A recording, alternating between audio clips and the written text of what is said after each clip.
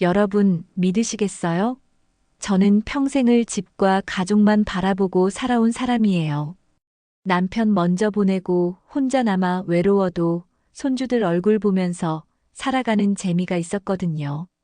그런데 그날 제가 제 인생에서 가장 모욕적이고 두려운 일을 겪게 될 줄은 몰랐습니다. 바로 제 며느리가 저를 몰래 요양병원에 집어넣으려 했던 거예요. 그날은 유난히 바람이 쌀쌀했어요. 아침 햇살이 집안을 비추는데도 마음속은 이유 모를 서늘함이 감돌았습니다. 며느리가 아침밥상을 차려주며 슬쩍 이런 말을 꺼냈거든요. 어머니, 요즘 밤마다 불편하시다면서요? 잠도 잘 못 주무신다면서. 내가 좀 나이가 드니깐 그런 건 다 그렇지 뭐. 괜찮아. 괜히 걱정 말어. 그래도요. 혹시 어디 아픈 건 아닌지 검사라도 받아보셔야죠. 그 말투가 묘하게 이상했어요.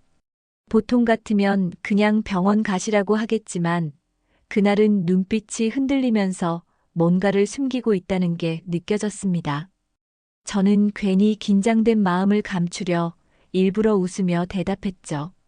나이 먹으면 다 그런 거지. 내가 며칠만 지나면 괜찮아져. 그러자 며느리가 숟가락을 내려놓고 잠시 뜸을 들이더니 낮게 중얼거리듯 말했어요. 어머니, 그냥 편안하게 지내시는 게 더 좋지 않을까요? 그 말이 귓가에 오래 남았습니다. 그날 이후부터 이상한 일들이 하나둘씩 벌어졌어요. 며느리가 자꾸 보험 얘기를 꺼내는 거예요. 어머니, 혹시 예전에 들어둔 보험 있으면 정리해 두셔야 해요. 그래야 나중에 병원비 같은 거 걱정 안 하죠. 아니, 내가 멀쩡한데 무슨 병원비 타령이야? 내가 언제 병원에 간다고. 그러면 며느리는 애써 웃으며 그냥 혹시 몰라서 하는 얘기예요. 요즘은 다들 미리 준비하잖아요. 저는 그때까지만 해도 대수롭지 않게 넘겼습니다. 하지만 점점 제 물건들이 하나둘 정리되고 제 방 서랍 안에 서류 봉투들이 사라지기 시작했을 때 뭔가 심상치 않다는 걸 직감했어요. 하루는 이런 일이 있었습니다. 제가 안방에서 졸고 있는데 거실에서 며느리와 아들이 나누는 대화가 희미하게 들렸어요. 여보, 어머니 생각보다 더 빨리 결정해야 할 것 같아. 이번 주 안으로.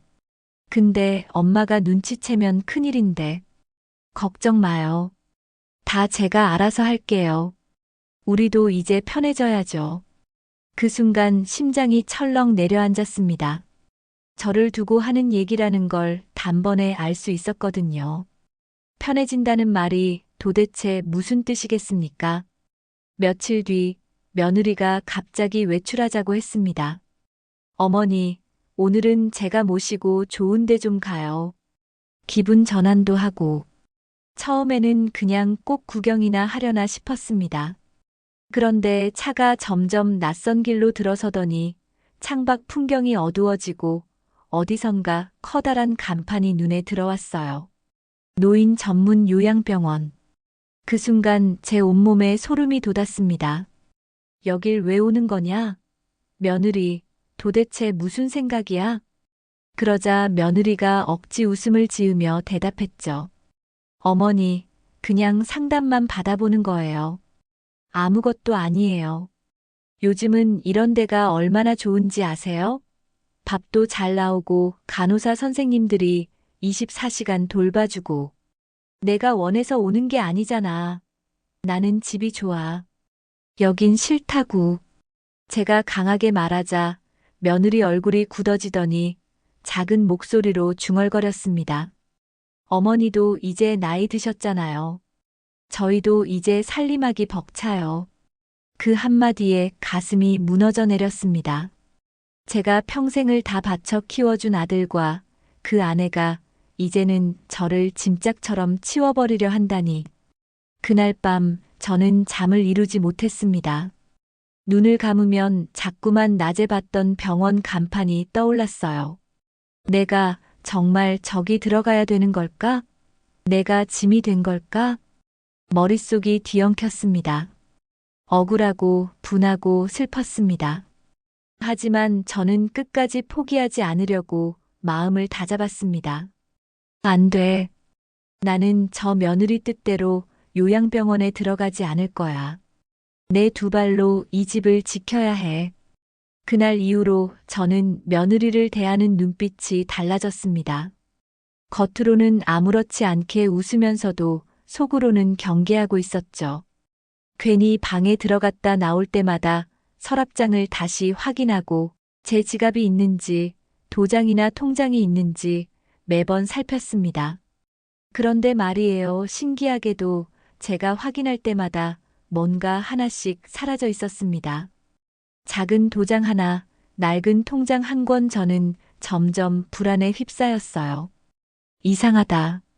분명 여기 있던 건데 내가 나이 먹어서 자꾸 까먹는 건가? 아니야. 내가 치매 걸린 것도 아닌데. 그때 며느리가 문을 열고 들어왔습니다. 어머니, 또 뭐 찾으세요? 요즘 왜 이렇게 깜빡깜빡하세요? 그 말투가 너무 부드러워서 순간 속아 넘어갈 뻔했어요. 하지만 저는 애써 웃으며 대답했죠. 그냥 옛날 도장 하나 찾는 중이야.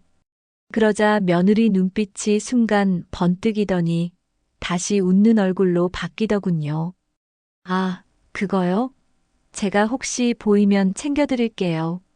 그날 밤 저는 확신했어요. 며느리가 제 물건을 하나하나 치우고 있다는 걸. 며칠 뒤 우연히 며느리와 아들이 거실에서 통화하는 걸 들었어요. 저는 일부러 방문을 반쯤 열고 기척을 죽였죠. 네, 원장님. 네, 맞습니다. 이번 주 안에 어머니 모시고 갈게요. 준비는 다 됐죠? 네. 보호자 동의서요? 그건 제가 알아서 챙길게요. 도장도 다 준비돼 있으니까 걱정 마시고요. 그 순간 제 온몸이 얼어붙었습니다. 제 도장 이미 가져갔다는 얘기였던 거예요. 여보, 그렇게 급하게 진행해도 돼? 엄마가 알면 난리 나실 텐데. 괜찮아. 내가 잘 설득할게. 당신은 가만히 있어요. 우리만 잘 버티면 돼. 저는 그 소리를 듣고 눈물이 왈칵 쏟아졌습니다. 평생 정성껏 키운 아들이 이제는 저를 몰래 요양병원에 넣으려 한다니. 그날 밤 손녀가 제 방에 살짝 들어왔습니다. 아이가 망설이다가 제 귓가에 속삭였어요. 할머니, 내일 가지 마요. 뭐가 무슨 말이니? 엄마가 할머니 병원에 보내야 된다고 아빠랑 얘기했어요.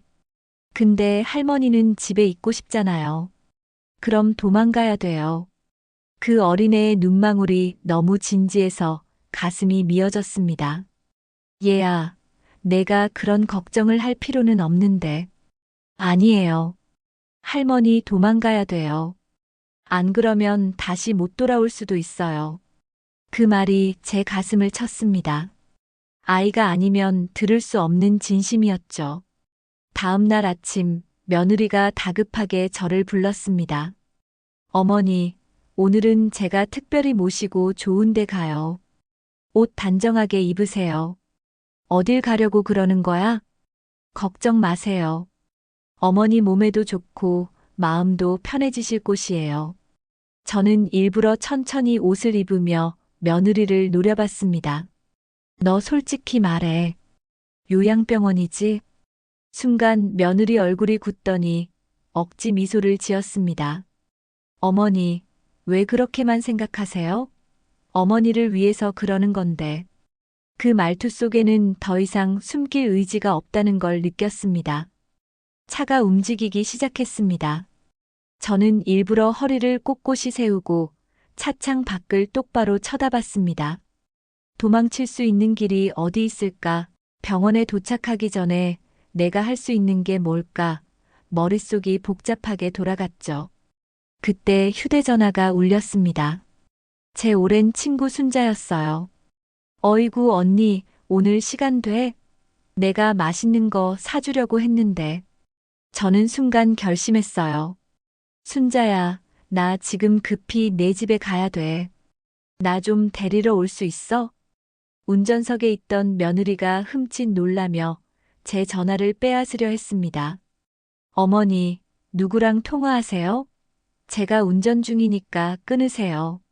저는 휴대폰을 꽉 쥐고 큰 소리로 외쳤습니다. 순자야, 나 지금 큰일 났어. 내가 혹시 연락 안 되면 경찰에 신고해. 그 순간 며느리의 얼굴이 일그러졌습니다. 어머니, 왜 그렇게까지 하세요? 저희가 다 좋은 뜻으로 하는 건데. 저는 울분을 참지 못하고 소리쳤습니다. 좋은 뜻? 내가 좋은 뜻으로 나를 요양병원에 쳐넣으려 해? 내가 아직 멀쩡하잖아. 내가 치매도 아니고 내가 무슨 페인이야? 내 눈에는 내가 그렇게 짐으로 보이니? 차 안은 순식간에 얼어붙었습니다. 며느리는 말없이 운전대를 꽉 잡았고 저는 눈물을 뚝뚝 흘리며 차창 밖만 바라봤습니다. 그날 이후 저는 결심했습니다. 가만히 있으면 정말로 요양병원에 들어가게 될 거야. 내가 스스로 싸워야 해. 그래서 저는 조용히 제 방에 들어와 종이에 커다란 글씨로 이렇게 썼습니다. 나는 스스로의 의지로 요양병원에 가지 않는다. 멀쩡히 살아있는 동안 내 집에서 살겠다. 그리고 그 종이를 서랍 깊숙이 또 벽장 안에 심지어 책 사이사이에 숨겨두었습니다. 혹시라도 며느리와 아들이 날 강제로 데려가면 누군가는 이 글을 찾아내 제 뜻을 알아줄 거라고 믿으면서요. 며느리가 저를 요양병원에 보내려는 속내를 점점 숨기지 못하는 가운데 제 마음속은 늘 불안했습니다. 혹시라도 하루아침에 이 집에서 쫓겨날까봐 밤마다 불 꺼진 거실에 앉아 숨죽여 며느리와 아들의 대화를 엿들곤 했습니다. 그러던 어느 날 밤 평소보다 늦게까지 거실불이 켜져 있길래 몰래 다가가 봤습니다. 그런데 제 예상보다 훨씬 충격적인 장면이 제 눈앞에 펼쳐졌어요. 아들이 며느리에게 말하더군요. 여보, 정말 이렇게까지 해야 돼? 엄마가 아직은 멀쩡하시잖아. 멀쩡하긴 뭐가 멀쩡해요? 하루에도 몇 번씩 깜빡깜빡하시고 물건 잃어버렸다 난리 치시잖아요. 그리고 솔직히 말해요. 우리가 언제까지 이렇게 모시고 살아야 돼요? 우리도 이제 애들 키워야 하고 생활비에 대출까지 숨 막혀요. 그래도 그렇지 엄마잖아. 엄마니까 더 그래요. 괜히 쓰러지시거나 더 큰일이라도 나면 우리 인생은 완전히 무너지는 거라고요. 차라리 지금 편히 모셔드리는 게 낫죠. 순간 제 귀가 멍해졌습니다. 며느리가 편히 모셔드린다는 그 말 속에 얼마나 차갑고 계산적인 속마음이 담겨 있는지 뼈저리게 느껴졌거든요. 더 충격적인 건 그 뒤였습니다. 며느리가 서랍에서 무언가를 꺼내며 말하더군요. 여기 어머니 도장 다 준비돼 있어요. 보호자 동의서도 제가 알아서 처리했으니까 이번 주 안에 입원 가능하대요. 그걸 어디서 난 거야? 어머니가 모르고 찾던 거 있잖아요. 제가 미리 챙겨뒀죠. 잘했죠? 여보, 이건 좀 너무한 거 아니야? 왜요? 우리가 효자효부 소리 들으려면 어머니 편히 모시는 게 맞다고요. 밖에서 보기엔 얼마나 좋아 보이겠어요? 멀쩡한 아들이랑 며느리가 노모를 요양병원에 모셨다고 하면 다들 효자라고 하지 누가 욕해요? 그 순간 제 다리가 풀려 그만 방 안으로 비틀거리며 들어와 버렸습니다. 며느리와 아들이 제 모습을 보고 깜짝 놀랐죠. 어머니 언제부터? 다 들었다. 내가 멀쩡히 살아있는데 너희가 나를 몰래 요양병원에 쳐넣을 궁리를 했다는 걸. 거실 공기는 얼어붙었고 며느리는 순간 표정이 굳었다가 곧 억지 웃음을 지었습니다. 어머니, 오해하세요. 저희가 그냥 미리 준비만 한 거예요. 나중에 혹시라도 필요할까봐. 오해? 내가 직접 내 입으로 들었어. 내 도장까지 훔쳐가서 서류 준비했다는 말까지. 제가 목소리를 떨며 따지자 아들은 눈을 피하며 멀뚱히 서 있었고 며느리는 오히려 큰 소리쳤습니다. 그럼 어머니가 책임지실 거예요? 나중에 쓰러지시고 응급실 가면 그때는 저희가 어떻게 감당해요? 그때 가서 울며 겨자 먹기로 요양병원 찾을 바에야 지금 미리 준비하는 게 낫죠. 내 눈에는 내가 그냥 골칫거리야. 평생 너희 먹이고 재워준 게 나야. 그런데 이제 늙었다고 버리겠다는 거냐? 제 울부짖음의 순간 아들도 고개를 떨궜습니다.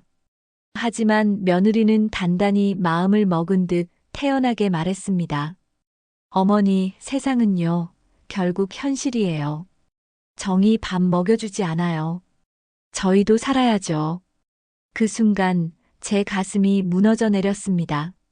다음 날 아침 상황은 더 심각해졌습니다.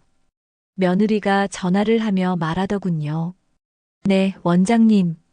이번 주 토요일로 예약 확정해 주세요. 네, 보호자 동의서는 제가 챙겼습니다. 그 소리를 들은 저는 더는 참을 수가 없었습니다. 그래서 몰래 동네 이웃 순자에게 전화를 걸었어요. 순자야, 나 좀 도와줘. 얘들이 나를 몰래 요양병원에 데려가려 해. 순자는 깜짝 놀라며 말했죠. 뭐라고? 아니, 언니가 아직 멀쩡한데? 내가 지금 당장 갈게. 절대 혼자 있지 말고 문 꼭 걸어 잠가. 그날부터 저는 제 방문을 안에서 걸어 잠그고 생활하기 시작했습니다. 며느리는 그걸 보며 불쾌한 표정을 감추지 않았죠. 어머니, 왜 이렇게까지 하세요? 가족끼리. 가족? 가족이라면서 내 도장 훔쳐서 서류에 도장 찍는 게 가족이냐? 며느리는 더 이상 말이 없었습니다. 그 침묵이 오히려 더 무서웠습니다. 그날 밤 손녀가 또 제 방에 와서 속삭였어요. 할머니, 엄마가 이번 주 토요일에 할머니 데리고 병원 간대요. 진짜예요. 저 들었어요. 얘야, 내가 다 알아버렸구나. 저 할머니랑 같이 도망가면 안 돼요? 저 엄마 아빠한테 화가 나요. 저는 아이를 꼭 끌어안으며 속으로 다짐했습니다. 그래. 이번에는 내가 가만히 있지 않겠다. 며느리 뜻대로 당할 수만은 없어. 토요일 아침 공기가 이상하게 무거웠습니다. 새벽부터 며느리가 부엌을 분주히 오가며 가방에 무언가를 챙겼습니다. 아들은 거실에 앉아 신문을 보는 척했지만 얼굴은 굳어 있었고요. 저는 침대에 앉아 손수건을 꼭 쥐고 있었습니다. 오늘이구나. 오늘날 데려가려는 거구나. 마음을 단단히 먹었지만 솔직히 두려움이 몰려왔습니다. 아침 식탁에서 며느리가 태연한 얼굴로 말했습니다. 어머니, 오늘은 저희가 모시고 건강검진 가려고 해요. 병원 예약 다 해놨으니까 준비하세요. 건강검진? 내가 어제도 말했잖아. 난 아무 데도 안 간다고. 어머니, 이렇게까지 고집 부리시면 곤란해요. 아버님 돌아가신 뒤로 어머니 혼자 계시는 거 저희도 불안하다고요. 저희가 더 이상 미룰 수 없어요. 아들이 그제야 조심스럽게 끼어들었습니다. 엄마 그냥 다녀오자. 검사만 받는 거니까. 그 말에 저는 눈물이 핑 돌았습니다. 내가 내 아들이냐? 내가 정말 내 편이라면 어떻게 내 아내랑 짜고 나를 요양병원에 보내려고 해? 내 아버지가 살아계셨다면 이 꼴 보고 뭐라고 하셨을 것 같니?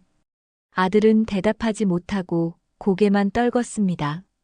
잠시 후 집 앞에 낯선 승합차가 서더니 2명의 남자가 내렸습니다. 흰 가운을 입고 있었지만 눈빛은 병원 직원이라기보다는 무언가를 맡은 사람 같았습니다. 여기가 어르신 댁 맞죠? 입원 절차 도와드리러 왔습니다. 그 말에 저는 소스라치듯 놀라며 소리쳤습니다. 난 그런 거 동의한 적 없어. 나 안 가. 그러자 며느리가 태연하게 웃으며 말했죠. 어머니, 다 좋은 마음으로 하는 거예요. 잠깐 가 계시면 금방 적응하실 거예요. 안 간다고 했잖아. 내가 멀쩡한데 왜 요양병원에 가야 돼?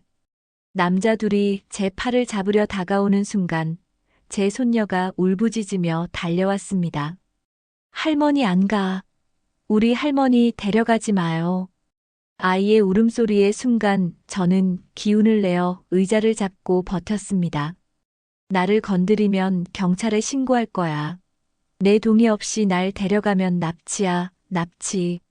제 목소리가 떨렸지만 분명하게 외쳤습니다. 그때 현관문이 열리더니 이웃 순자가 들이닥쳤습니다. 이게 무슨 난리야? 언니를 어디 데려가려고 그래? 내가 다 들었어. 순자가 휴대폰을 들고 말했습니다. 내가 이미 경찰에 신고했어. 보호자 동의 없이는 못 데려간다고 법에 나와 있어.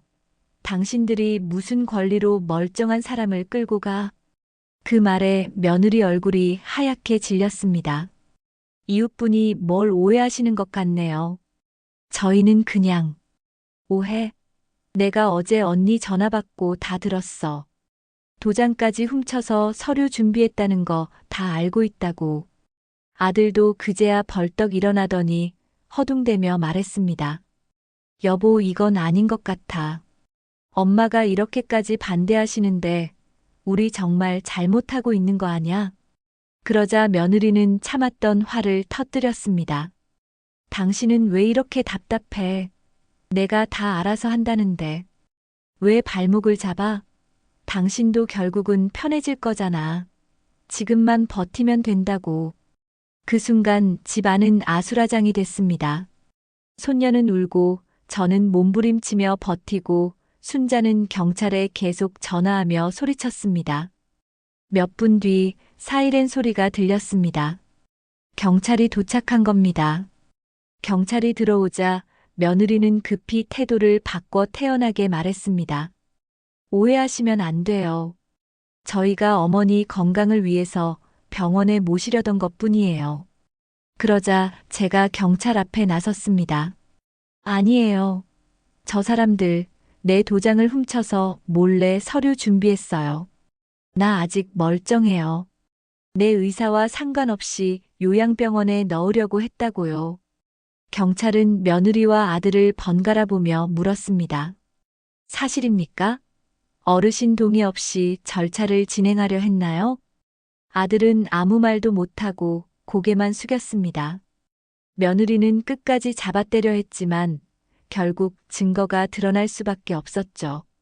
그날의 사건은 저에게 큰 충격이었습니다. 내가 평생 믿고 의지했던 가족이 이렇게 날 몰래 요양병원에 보내려 했다는 사실. 하지만 동시에 저는 깨달았습니다. 이대로만 당하고 있을 수는 없다. 내 목소리를 직접 낼 수 있어야 한다. 그래서 경찰이 돌아간 뒤 저는 아이 앞에서 다짐했습니다. 얘야, 걱정 마라. 내 할머니 이렇게 쉽게 무너지지 않는다. 내가 끝까지 내 집을 지켜낼 거다. 손녀는 눈물 가득한 얼굴로 고개를 끄덕였습니다. 경찰이 돌아간 뒤 집안은 말 그대로 전쟁터 같은 분위기였습니다. 며느리는 아무 말도 없이 방으로 들어가 문을 잠가버렸고 아들은 한숨만 쉬며 거실을 왔다 갔다 했습니다. 저는 손녀와 함께 앉아 그 작은 손을 꼭 잡고 있었습니다. 순자가 제 옆에서 씩씩대며 말했습니다. 언니, 내가 봤을 때 이건 그냥 넘어가면 안 돼. 이건 명백히 노인 학대야. 도장까지 훔쳐서 서류 준비한 거, 그거 증거만 나오면 처벌받아야 돼. 저는 눈물이 고인 채 고개를 끄덕였지만 마음 한구석이 무겁기만 했습니다. 그래도 내 아들이고 내 손주의 엄마인데 내가 정말 경찰에 정식으로 신고해 버려야 하나? 그런데 그날 밤 며느리가 제 방문 앞에 서더니 조용히 말을 걸었습니다. 어머니, 저랑 얘기 좀 하실 수 있을까요? 그 목소리가 이상하게 떨려 있었습니다. 순간 저는 망설였지만 결국 문을 열었습니다. 방 안으로 들어온 며느리 얼굴은 낮과는 전혀 달랐습니다. 화장이 지워져 초췌했고 눈은 붉게 충혈돼 있었습니다. 어머니, 제가 왜 이렇게까지 했는지 혹시 들어보실래요? 내가 무슨 말을 해도 내가 당한 모욕은 없어지지 않아. 그래도 말해봐. 그녀는 깊은 숨을 내쉬더니 떨리는 목소리로 고백했습니다. 저 사실 빚이 많아요. 제 친정 쪽에서 얽힌 빚이 아직도 남아있어요. 그동안 숨기고 살았는데 요즘 채권자들이 다시 찾아오고 있어요. 그래서 어머니 보험금이라도 미리 준비해야 했어요. 그 말을 듣는 순간 머리가 멍해졌습니다. 뭐라고? 내 빚 때문에 나를 요양병원에 넣으려고 한 거냐? 저도 원래는 이럴 생각 없었어요. 그런데 애들 학원비에 생활비에 점점 숨이 막히더라고요. 그러다가 누가 알려줬어요. 어머니 보험금 있으면 요양병원에 모시면 그 비용이 나오니까 부담이 덜해진다고. 저는 몸서리치며 외쳤습니다. 그래서 나를 팔아넘기겠다고, 내 살자고 내 인생을 그렇게 처리하겠다고. 며느리는 눈물을 뚝뚝 흘리며 바닥에 주저앉았습니다. 죄송해요. 정말 죄송해요. 저도 너무 힘들었어요. 하지만 이렇게까지 될 줄은 몰랐어요. 그때 방 밖에서 이 모든 대화를 듣고 있던 아들이 들어왔습니다. 얼굴이 창백하게 질려 있었습니다. 그게 사실이었어? 내 빚 때문에 엄마를. 며느리는 울먹이며 고개를 끄덕였습니다.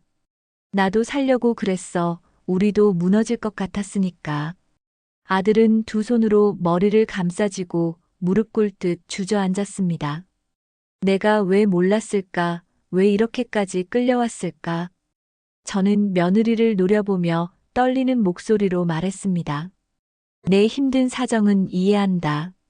하지만 그렇다고 해서 사람을 속이고 도장을 훔치고 멀쩡한 시어머니를 요양병원에 가두려 한 게 용서될 거라 생각하니? 내가 진짜 힘들었다면 나한테 솔직히 말했어야지. 왜 날 배신했니? 그 말에 며느리는 고개를 들지 못했습니다. 그날 밤 저는 침대에 누워 한숨도 잘 수 없었습니다. 며느리의 사정이 그렇다 해도 결국 나를 버리려 한 건 사실이잖아. 그런데 내가 이걸 어떻게 해야 하지? 아들을 위해 참고 넘겨야 하나 아니면 끝까지 싸워야 하나? 손녀가 제 옆에 와서 조그맣게 말했습니다. 할머니, 엄마 미워요? 저는 엄마가 나쁜 짓 한 거 알지만 그래도 엄마잖아요. 저도 너무 헷갈려요. 그 말이 제 가슴을 깊이 찔렀습니다. 그래, 얘한텐 저 사람이 엄마지. 내가 끝까지 미워만 하면 결국 이 아이 마음도 찢어지겠구나. 다음 날 아침 아들이 멍한 얼굴로 제게 말했습니다. 엄마, 내가 잘못했어. 내가 제대로 서 있지 못해서 내 아내가 이런 짓까지 하게 만든 것 같아.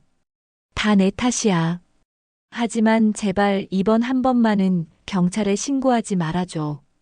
애들 때문에라도. 저는 깊은 한숨을 내쉬며 대답했습니다.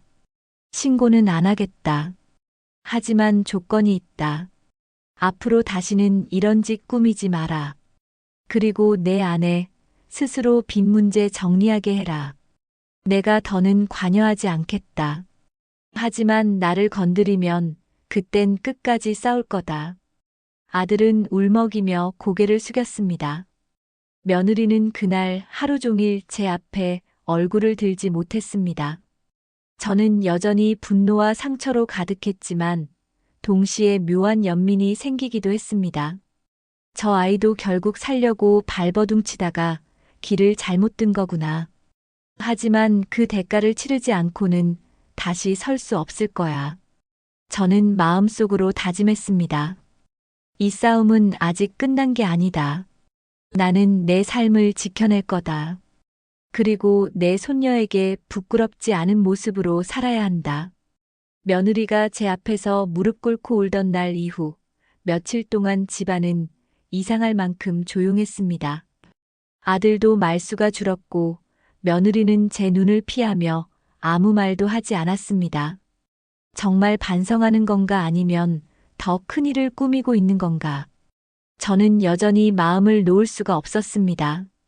그날 오후 현관에서 요란한 벨소리가 울렸습니다. 딩동 딩동. 이 집 맞지? 씨 여기 사시죠? 낯선 남자 목소리였습니다. 제가 문을 열기도 전에 며느리가 허겁지겁 뛰어나가더군요. 왜 또 오셨어요? 여기까지 오지 말라고 했잖아요. 낯선 남자 2명이 문 앞에 서 있었습니다. 험상궂은 얼굴에 팔짱을 낀 채 며느리를 노려보며 말했습니다. 뭘 여기까지 오지 말라야. 갚을 돈도 안 갚고 전화도 씹고 우리가 찾아온 게 뭐가 이상해. 원금에 이자까지 쳐서 당장 내놔. 저는 멀리서 그 장면을 보고 심장이 철렁 내려앉았습니다. 아니, 저기 여긴 우리 집인데 누구신데 이렇게 큰 소리예요? 제가 다가가자 남자가 저를 위아래로 훑으며 비웃듯 말했습니다. 어머니 되시나 보네. 따님이 돈을 빌려놓고 안 갚고 계셔서요. 이제는 가족이 책임져야죠. 그 순간 며느리가 손사래를 치며 다급히 외쳤습니다. 어머니, 제발 들어가세요. 이건 제 일이지 어머니랑 상관없어요. 상관없다니. 내가 내 도장 훔쳐서 보험금 탈 생각까지 했던 게 다 이 빚 때문이잖아. 이제 와서 상관없다고. 남자들이 서로를 쳐다보며 키득거렸습니다. 보험금 얘기까지 나오네. 아주 꼬여있구만. 뭐, 좋아요. 그럼 더 빨리 정리될 수도 있겠네. 보험금 처리하면 우리 돈 갚을 수 있잖아. 저는 분노로 몸이 떨렸습니다. 내 목숨값을 당신들 돈 갚는 데 쓰게 두진 않을 거야. 여기서 한 발자국도 못 가져가. 그 소란을 듣고 아들이 뛰쳐나왔습니다. 당신들 뭐야? 우리 집 앞에서 이게 무슨 짓이야? 하지만 남자들은 SP 며느리를 가리키며 비웃었습니다. 아저씨, 아내가 빌린 돈이야. 남편이면 대신 갚아야 하는 거 아니야? 가족이라면서. 아들은 얼굴이 굳더니 며느리를 향해 소리쳤습니다. 도대체 얼마야? 내가 지금까지 몰랐던 게 뭐가 또 있는 거야? 며느리는 울먹이며 대답했습니다.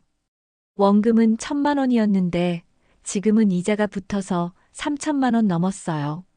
그 순간 아들의 얼굴에서 피가 확 가셨습니다. 3천만 원?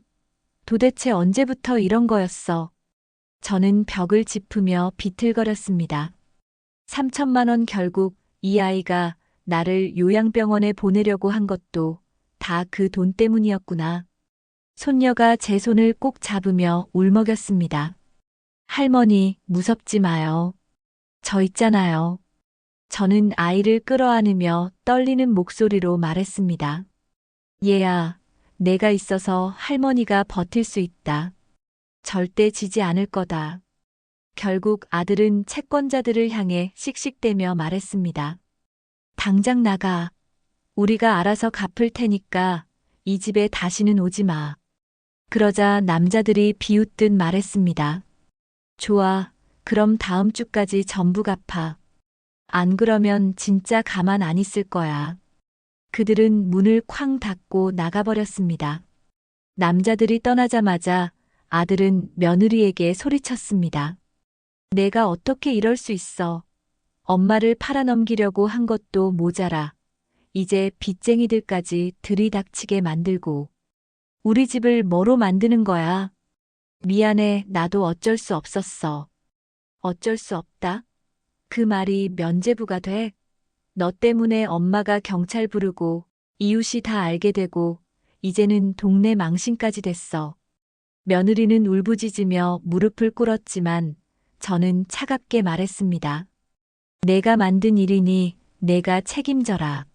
나를 다시는 끌어들이지 마라. 내가 더는 내 인생의 방패막이가 되지 않을 거다. 그날 밤 저는 오랫동안 잠들지 못했습니다. 내 노년이 왜 이렇게 고달파야 하는 걸까? 하지만 이 고비만 넘기면 반드시 새로운 길이 열릴 거야. 스스로 다짐하며 저는 또 하루를 버텼습니다. 그날 이후 우리 집은 평온할 날이 없었습니다. 매일같이 채권자들이 찾아왔습니다. 빚은 돈이야, 돈. 말로 갚을 수 있을 것 같아? 이번 주까지 정리 안 하면 집에 경매 딱지 붙을 줄 알아. 현관 초인종은 하루에도 수십 번 울렸고 문 두드리는 소리는 귀에 맴돌아 밤에도 잠을 잘 수가 없었습니다. 아들은 퇴근만 하면 어두운 얼굴로 돌아와 담배만 피웠습니다. 3천만 원이라니 이걸 내가 어떻게 감당해. 대출도 꽉 막혔는데. 며느리는 그 옆에서 주저앉아 울며 애원했습니다. 당신, 나 한 번만 더 믿어줘. 이번만 넘어가면 나 진짜 새 사람 될게. 새 사람? 너 때문에 우리 집안이 산산조각 나고 있는데. 무슨 새 사람이야. 너 엄마까지 요양병원에 넣으려 했던 게 다 이 빚 때문이었잖아. 며느리는 말을 잇지 못하고 울기만 했습니다. 저는 그 모습을 지켜보다 결국 큰 소리쳤습니다. 그만해라. 너희 부부 싸움은 이제 지긋지긋하다. 하지만 분명히 말한다. 내 인생을 담보로 더는 너희 문제를 해결하지 마라. 나 이제 너희 손에 놀아나지 않는다. 순간 거실이 고요해졌습니다. 아들도 며느리도 아무 말도 하지 못했습니다. 며칠 뒤 결국 일이 터지고 말았습니다. 채권자들이 대낮에 들이닥쳐 동네 사람들이 다 보는 앞에서 소리쳤습니다. 빚 안 갚으면 이 집 들어와서 가구라도 가져갈 거야. 이웃들이 웅성거리며 쳐다보는 가운데 저는 차마 고개를 들 수가 없었습니다. 이제는 체면이고 뭐고 없다. 우리 집이 이렇게까지 망가질 줄이야. 손녀가 제 치마 끝을 붙잡고 울었습니다. 할머니, 우리 집 무너지는 거예요? 저는 애써 아이의 눈물을 닦으며 말했습니다. 아니야. 할머니가 지켜줄 거야. 절대 이 집이 무너지게 두지 않아. 그날 밤 저는 깊은 생각에 잠겼습니다. 이대로 가다간 집도 잃고 손녀의 마음까지 다칠 거야. 이럴 땐 누군가 중심을 잡아야 한다. 그게 바로 나야. 저는 오랫동안 쓴 일기장을 꺼내 그동안의 일을 하나하나 적었습니다. 며느리가 도장을 훔친 일, 요양병원 강제 입원 시도, 채권자들의 협박, 아들의 무력한 태도, 그리고 마지막 장에는 이렇게 썼습니다. 나는 끝까지 나답게 살아낼 것이다. 내 집, 내 손녀, 내 인생은 내가 지킨다. 다음 날 아침 저는 가족들을 모두 불러 모았습니다. 얘들아, 이제 더는 숨길 것도 피할 것도 없다. 내가 너희를 위해 평생 희생했지만 이제부터는 내 인생을 먼저 챙길 거다. 내 빚은 내가 책임지고 넌 내 아내와 아이를 위해 똑바로 서라. 나는 더 이상 희생양이 아니다. 아들은 눈시울이 붉어져 말했습니다. 엄마, 내가 정말 잘못했어. 이제라도 내가 앞장설게. 며느리는 고개를 숙이고 울며 말했습니다. 어머니, 죄송해요. 정말 죄송해요. 저도 이렇게까지 할 줄은 몰랐어요. 저는 단호하게 대답했습니다. 사과는 말로 하는 게 아니다. 앞으로의 삶으로 보여줘라. 그렇지 않으면 나도 더는 너를 며느리로 받아들이지 않을 거다.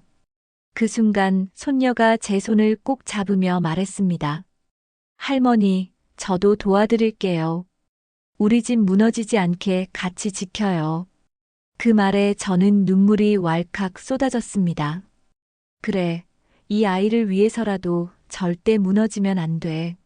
내가 중심을 잡아야 해. 채권자들이 매일같이 찾아와 문을 두드리던 그 시절, 저는 더는 방 안에 숨어만 있을 수 없다는 걸 깨달았습니다. 내가 나서지 않으면 이 집은 무너진다. 내 노년이 비참해질 뿐만 아니라 손녀의 미래까지 망가질 거야. 그래서 저는 결심했습니다. 직접 은행에 가고 구청에도 가고 법률 상담을 받아보기로. 다음 날 아침 며느리와 아들은 여전히 침울한 얼굴로 앉아 있었습니다. 저는 외투를 챙겨 입으며 말했죠. 오늘부터는 내가 직접 나설 거다. 너희는 따라오지 마라. 이번엔 내 방식대로 한다. 며느리는 놀란 얼굴로 물었습니다. 어머니 어디 가시려고요? 은행. 그리고 법률 상담소. 내가 지금까지 세상 물정 모르는 노인네처럼 살았지만 이제는 아니다. 내 인생 내가 지킬 거다. 아들은 당황한 얼굴로 말했지만 저는 단호했습니다. 엄마, 무슨 고생을 저희가 알아서. 내가 알아서 한다고 하다가 이 꼴 난 거 아니냐? 이제부터는 내 말대로 해라. 은행에 도착했을 때 직원은 저를 처음엔 대수롭지 않게 대했습니다. 그러나 제가 차분히 통장과 인감 도장을 꺼내 보여주며 말했을 때 태도가 달라졌습니다. 저를 빼고는 그 어떤 사람도 제 예금이나 보험에 손댈 수 없습니다. 앞으로 가족이라고 해도 제 동의 없이 처리하면 바로 경찰에 신고할 겁니다. 직원은 놀란 듯 고개를 끄덕이며 말했습니다. 예, 어르신. 본인 의사 확인 없이는 어떤 절차도 진행할 수 없습니다. 저희가 확실히 기록 남겨놓겠습니다. 그 말을 듣는 순간 가슴이 조금은 놓였습니다. 그래, 이제 최소한 며느리가 내 도장 들고 장난칠 순 없겠구나. 그 길로 구청에 들러 무료 법률 상담을 받았습니다. 변호사는 제 이야기를 다 듣더니 고개를 끄덕였습니다. 어르신, 며느리분이 몰래 도장을 사용하고 강제로 요양병원에 보내려 했다는 건 형법상 사문서 위조와 감금 시도에 해당할 수 있습니다. 신고하시면 충분히 법적으로 대응 가능하십니다. 저는 순간 눈물이 핑 돌았습니다. 아, 정말 제가 억울한 게 맞았군요. 변호사는 단호히 말했습니다. 억울하시죠. 하지만 다행히도 아직 일이 실행되진 않았으니 지금이 기회입니다. 어르신이 원하신다면 저희가 도움을 드릴 수 있습니다. 그 말에 저는 마음 깊이 다짐했습니다. 그래, 더는 당하지 않는다. 나는 내 권리를 지킬 거다. 그때 뜻밖의 협력자가 나타났습니다. 구청 상담실에서 나오자 손녀의 담임 선생님이 마침 저를 보고 달려오더군요. 어머님, 혹시 무슨 일 있으세요? 요즘 이가 학교에서 많이 힘들어하는 것 같아서요. 저는 순간 망설였지만 결국 모든 걸 털어놓았습니다. 얘 아빠 엄마가 나를 몰래 요양병원에 보내려 했어요. 빚 때문에 그걸 이 아이가 다 봤어요. 그래서 요즘 아이가 많이 불안한 것 같아요. 선생님은 충격을 받은 듯 잠시 말을 잇지 못하다가 제 손을 꼭 잡으며 말했습니다. 걱정 마세요. 제가 학교에서도 이 아이 잘 돌볼게요. 그리고 혹시라도 도움이 필요하면 사회복지사 연결해 드릴게요. 혼자 싸우실 일이 아닙니다. 그 말이 제 가슴에 깊이 박혔습니다. 혼자가 아니구나. 나를 도와줄 사람이 있구나. 집으로 돌아오는 길, 저는 한층 가벼워진 마음으로 하늘을 올려다봤습니다. 구름 사이로 햇살이 스며들며 눈부시게 빛나고 있었죠. 그래, 아직 늦지 않았다. 아직 내 인생은 끝나지 않았다. 내가 직접 내 운명을 쥐고 살아갈 거다. 집에 돌아오자 며느리가 불안한 얼굴로 다가왔습니다. 어머니, 어디 다녀오셨어요? 저 무섭게만 생각하지 마세요. 저도 진심으로 반성하고 있어요. 저는 차갑게 말했습니다. 내가 반성하는 건 좋아.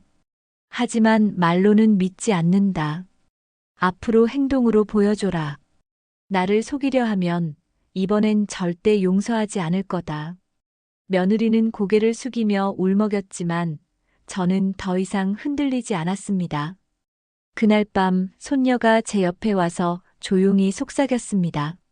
할머니, 오늘 달라 보였어요. 진짜 멋있었어요. 저도 할머니처럼 강해질래요. 그 말을 듣는 순간 제 눈가에 눈물이 맺혔습니다. 그래, 이 아이를 위해서라도 내가 무너지면 안 돼. 내가 바로 서야 이 아이도 올곧게 자랄 수 있지. 며느리의 눈물 어린 사과에도 제 마음은 쉽게 풀리지 않았습니다. 하지만 손녀와 선생님, 그리고 주변 이웃들의 격려가 제 등을 떠밀고 있었죠. 며칠이 지나고 채권자들의 독촉도 점점 줄어들었습니다. 은행과 변호사 상담 덕분에 합법적 절차로 압박이 들어가자 함부로 문 앞에서 난동을 부리지 못했거든요. 저는 스스로 느꼈습니다. 그래, 내가 나서니까 세상이 바뀌는구나. 그동안 나를 무기력한 노인네라 여겼지만 아직 내 목소리는 힘이 있구나. 그날 밤 아들이 제 방에 들어왔습니다. 어두운 얼굴에 눈가가 젖어 있었습니다. 엄마 미안해. 정말 미안해. 내가 엄마 옆에 있으면서도 엄마 편이 되지 못했어. 아내 핑계 대고 돈 핑계 대면서 결국은 내가 비겁했던 거야. 저는 그 말에 가슴이 저릿했습니다. 이제라도 깨달았다면 됐다. 하지만 명심해라. 내가 진짜 내 아들이라면 앞으로 날 속이지 말고 정직하게 살아라. 아들은 제 손을 꼭 잡으며 고개를 끄덕였습니다. 며느리도 며칠 동안 방에만 갇혀 있다가 드디어 제 앞에 무릎을 꿇었습니다. 어머니, 저 때문에 집안이 엉망이 됐어요. 사실 저는 늘 마음속으로 두려웠어요. 친정의 빚에 쫓기면서도 차마 말할 용기가 없었어요. 그러다 보니 결국 어머니를 속이는 죄를 지었네요. 저는 냉정하게 대답했습니다. 내 두려움은 이해한다. 하지만 내 죄는 절대 작지 않다. 나를 요양병원에 보내려 했다는 그 사실 하나만으로도 내 잘못은 크다. 하지만 손녀를 생각해서 마지막 기회를 주겠다. 다시는 거짓으로 나를 대하지 마라. 며느리는 눈물을 흘리며 절을 하듯 머리를 숙였습니다. 네, 어머니 앞으로는 달라지겠습니다. 정말 달라지겠습니다. 며칠 뒤 놀라운 일이 벌어졌습니다. 손녀의 담임 선생님이 학교에서 연락을 해왔습니다. 할머니, 제가 복지재단에 연결해 봤는데요. 어머님 가정 상황을 돕는 긴급 지원 프로그램이 있대요. 한시적으로 생활비와 채무 조정을 도와줄 수 있다고 합니다. 그 소식은 어둠 속에서 한 줄기 빛처럼 느껴졌습니다. 세상은 아직 버릴 게 아니구나. 누군가는 우리 같은 사람을 위해 손 내밀어 주는구나. 그날 저녁 가족이 모여 앉았습니다. 아들이 말했습니다. 엄마, 이제 진짜 다시 시작해 볼게요. 더는 비겁하지 않겠습니다. 제 손으로 빚 갚고 아내랑도 새로 시작하겠습니다. 며느리도 고개를 숙이며 말했습니다. 어머니, 앞으로 제가 제 두 발로 서겠습니다. 더는 어머니를 힘들게 하지 않을게요. 저는 차분히 고개를 끄덕였습니다. 좋다. 하지만 말이 아니라 행동으로 보여라. 나는 지켜볼 거다. 그리고 만약 또 나를 속이려 한다면 이번엔 용서도 없다. 그 순간 손녀가 두 팔을 벌려 제게 안겼습니다. 할머니, 이제 우리 집 괜찮아지는 거죠? 다시 웃을 수 있는 거죠? 저는 아이의 머리를 쓰다듬으며 말했습니다. 그래, 우리 집 다시 웃을 수 있다. 아직 늦지 않았다. 그날 밤 창밖을 보니 달빛이 환하게 비추고 있었습니다. 저는 마음속 깊이 느꼈습니다. 내가 끝까지 포기하지 않았기에 여기까지 올 수 있었구나. 삶이란 건 결국 끝까지 버티고 지켜내는 사람에게 다시 길을 내어주는구나. 모든 사건이 지나가고 우리 집에는 조금씩 평온이 찾아오기 시작했습니다. 채권자들의 발길도 끊겼고 아들과 며느리는 밤늦게까지 머리를 맞대고 빚 정리 계획을 세우기 시작했습니다. 무엇보다 손녀는 다시 웃음을 되찾았습니다. 저는 그 웃음을 보며 가슴이 벅차올랐습니다. 그래, 이 아이의 웃음이 바로 내가 살아가는 이유다. 어떤 고난이 와도 이 미소 하나면 다 버틸 수 있어. 며칠 뒤 손녀가 제게 다가와 말했습니다. 할머니, 학교에서 선생님이 그러셨어요. 진짜 용감한 사람은 힘이 센 게 아니라 두려워도 끝까지 포기하지 않는 거래요. 할머니가 딱 그래요. 그 말을 듣는 순간 눈물이 핑 돌았습니다. 얘야, 내가 이렇게 말해주니 할머니가 정말 살아온 게 헛되지 않았구나 싶다. 고맙다, 우리 강한 손녀야. 아들도 변화했습니다.